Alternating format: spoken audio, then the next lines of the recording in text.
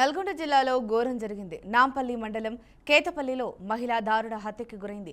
గ్రామానికి చెందిన కుందల్ల నగేష్ భార్య మమతతో అదే గ్రామానికి చెందిన వంపు సుజాత గొడవ పడింది. వాగ్వాదం పెరిగి మమతపై పెట్రోల్ పోసి నిప్పంటించింది. ఆ సమయంలో బాధితురాలు తన 5 నెలల కుమారుణ్ణి ఎత్తుకుని ఉంది. ఈ ఘటనలో మమత అక్కడికక్కడే మృతి చెందగా చిన్నారికి తీవ్ర గాయాలయ్యాయి. స్థానికులు వెంటనే బాబును నల్గొండ ప్రభుత్వ ఆసుపత్రికి తరలించారు.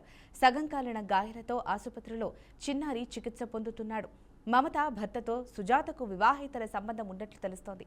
నగేష్ను అదుపులోకి తీసుకున్నామని, నిందితురాలు సుజాత పరారీలో ఉన్నట్లు పోలీసులు పేర్కొన్నారు. రంగారెడ్డి జిల్లా రాజేంద్ర నగర్ అత్తాపూర్ పరిధిలోని హుడా కాలనీలో వీధి కుక్కలు ఒక్కసారిగా వీరంగం సృష్టించాయి. కాలనీలో ఆడుకుంటున్న 10 సంవత్సరాల బాలికపై వీధి కుక్కలు దాడి చేయడంతో తీవ్ర ఉద్రిక్తత నెలకొంది.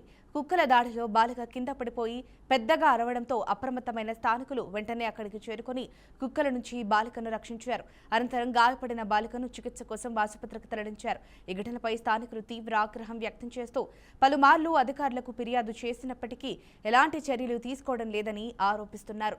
ఇలాంటి ఘటనలు మళ్లీ జరగకుండా వెంటనే కఠిన చర్యలు తీసుకోవాలని స్థానికులు డిమాండ్ చేస్తున్నారు. చంద్రబాబు చేసిన అసత్య ప్రచారం వల్ల జరిగిన పాపం తొలగిపోవాలని కోరుతూ ఎన్టీఆర్ జిల్లా వైసీపీ అధ్యక్షుడు దేవినేని అవినాష్ లబ్బిపేట వెంకటేశ్వర స్వామి ఆలయంలో ప్రత్యేక పూజలు నిర్వహించి పాలాభిషేకం చేశారు.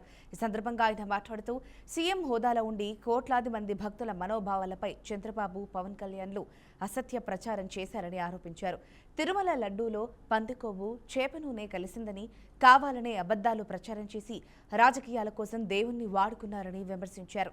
అయితే సిబిఐ నివేదికలో ఎలాంటి జంతు కొవ్వు కలవలేదని తేలడంతో నిజం ప్రజలకు తెలిసిపోయిందన్నారు.